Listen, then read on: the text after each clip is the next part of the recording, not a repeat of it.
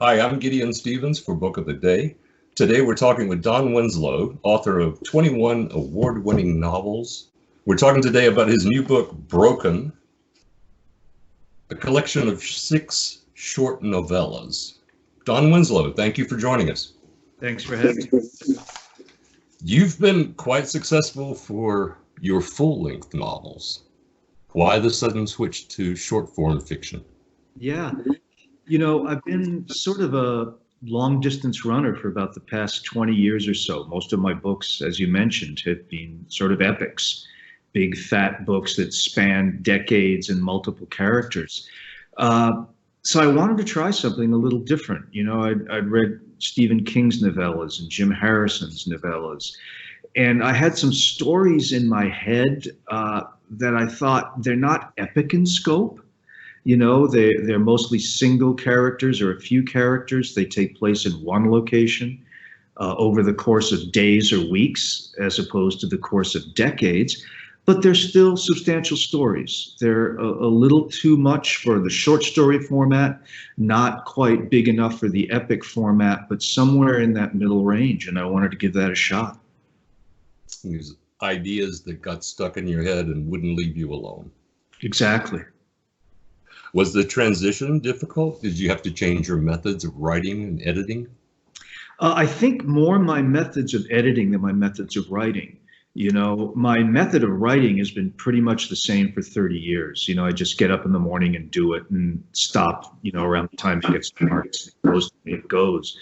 Editing, kind of, yes, because so much of what I do as a writer involves editing and cutting, you know.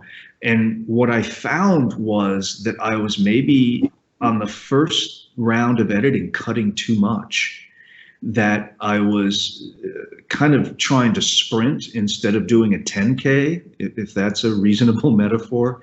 And then I was realizing that, oh no, look, you have a little more space in here than you think. It's a novella, it's not a short story. So there is time and space for character development. There is time and space for a little diversion if you want to take it, or a little humor. So in that sense, yeah, I had to kind of adjust on the editing end. There was quite a bit of humor in this. I enjoyed the tribute to Elmore Leonard, particularly the Yeah. San Diego Zoo Yeah. story. Thank you. Yeah, that was a line that just stuck in my head. It's funny. It came out of an incident. I live on an old ranch, and one of our continuing problems is clearing brush because of fire issues. And someone suggested, that I get a chainsaw, and an old cowboy who was standing there, who knows me, said, "Oh, giving you a chainsaw is like giving a revolver to a chimpanzee." And which is true. I am not known for my mechanical abilities or my coordination. And so, but this line, no one knows how the chimp got the revolver, was just stuck in my head for years. And then I finally kind of, well, what about it? Why does the chimp have it? Who has to deal with it? And then made up the story from there. Answer the question, yeah. Yeah. Well, this book is 6 novels that are separate. You could read each one of these individually. They don't rely on each other, but they all seem to follow a central theme. And it seems to me when I was reading it that the idea that you were trying to get across is that if you,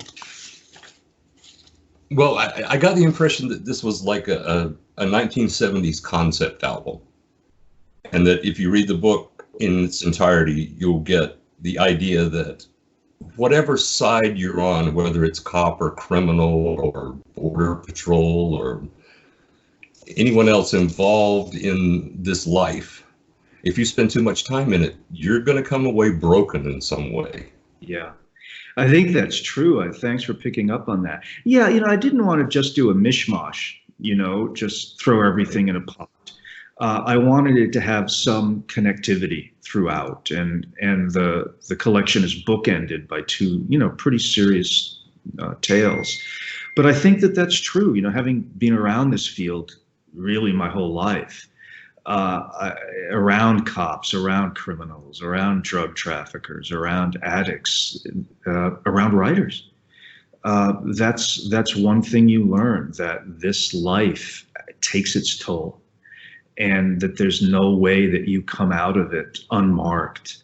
I think that the central question of crime fiction is, how do you live decently in an indecent world? And I don't know that I've ever answered that, but I think the answer is, as best you can. But that's still going to leave you somewhat broken, just given the nature of the life and what you do and what you see. Mm. Well, you've been involved in the drug wars for the last 20 years or so. In research has sent you to places that you wouldn't ordinarily go, I'm sure. So with all the time that you've spent, you were a private eye at one time, and so you've been involved in this life for quite some time. Are you broken? A little bit. I don't think I'm busted, I think I'm fine. Look, I never ever want to compare myself to Mexican journalists, for instance, over 200 of whom have died, who've been murdered, tortured to death, telling that story. I'm not that guy. I'm not that hero. And I never want to put myself on that plane. I'm a American crime fiction writer who lives pretty safely and pretty comfortably on this side of the border. Having said that, sure, a lifetime around this, you do see things that you'd probably have been better off never seeing. Been involved in cases and been involved in stories that can be sad or can be infuriating. Sometimes, on the other hand, very, very gratifying, So, no, I don't think I'm broken. Maybe, a little busted up. Maybe jaded a bit. A little bit. I hope not. I think that's one of the great dangers of being involved, particularly in law enforcement, but even as a writer, is that you have to fight against becoming jaded, because when you become jaded, and I'll admit I have to a certain extent, I don't think you can write as well, because the awareness gets dulled, the sensitivity, by definition, gets dulled. I remember very well, the day that I decided I couldn't be a private investigator anymore. I was doing an arson murder case and looking at autopsy photos with my left hand and eating a ham sandwich with my right hand. And it occurred to me, I didn't feel anything anymore, that this victim could have been anything. And then when I realized, I think you're getting a little too jaded, and maybe you need to do something different. In one of your books in this collection, it struck me that this was surprising but very real. A drug dealer gets killed, and the officer describes the situation as NHI, no humans involved. Yeah, and that sort of gallows humor happens a lot, doesn't it? Oh, it's common police jargon. Right. But it occurs to me that you'd only know this sort of gallows humor if you'd been hanging around cops for so long that they started treating you like a piece of furniture there and didn't notice you anymore. That's so funny. That's exactly the metaphor that I use to describe my research technique. It's funny you should bring that up. I always try to be the old sofa. When you first buy a sofa, that's all you notice when you walk in the room is the sofa, the couch. But then after a couple of weeks or a couple of months, it's just the couch. And what I always try to do in these situations, whether it's with cops or criminals or whomever, is to become the couch, to become that invisible guy that you just get used to, and that you're yourself around. Yeah. Yeah, NHI, the other expression, of course, is garbage taking out the garbage. We just became very dim for some reason. Did your screen just dim? No, I'm okay over here. Okay, I don't know what happened on my end, but okay, I can see you. If you can see me, fine. We're still good. Whoops. Not sure what's happening. I don't know. I've lost you visually, so I don't know what happened either. I can hear you. Well, hopefully I'm still recording this and I can see you fine, so maybe this will work out. Okay. We're both new at this. We are. We're not very good at this. I'm an old man frightened by technology. You and me both. We're digital tourists, right?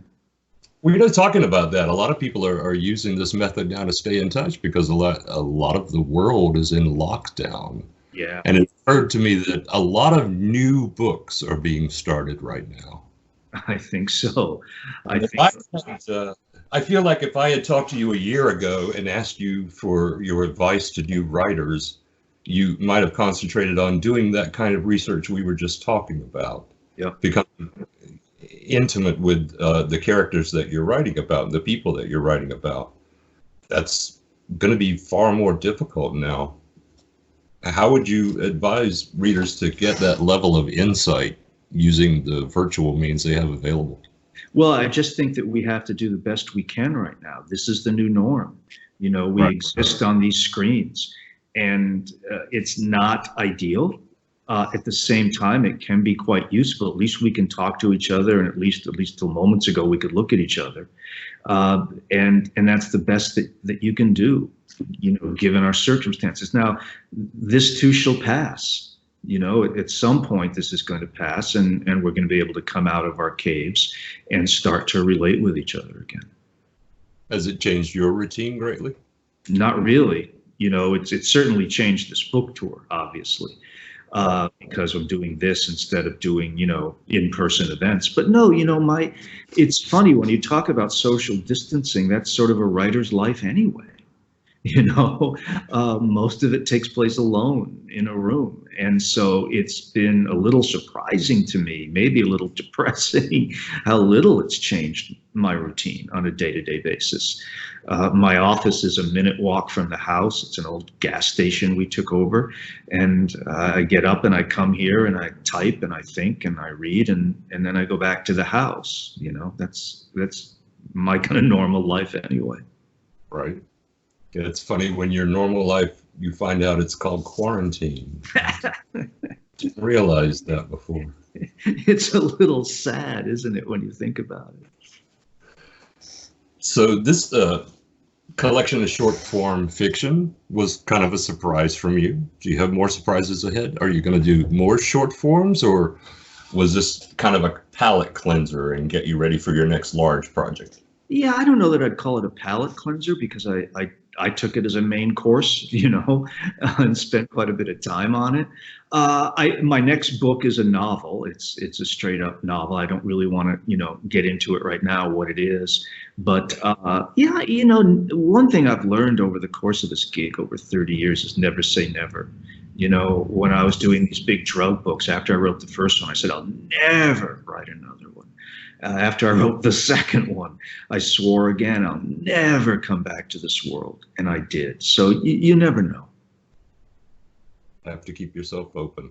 Mm-hmm. Well, we'll look forward to what's coming next. Well, thank you very much. I've enjoyed the conversation. Appreciate your time. Thank you for joining us today. Thanks. And thanks to our readers who are watching. Don Winslow's new book, Broken, is available on April 7th, and we highly recommend it. I'm Gideon Stevens, and this is the Book of the Day.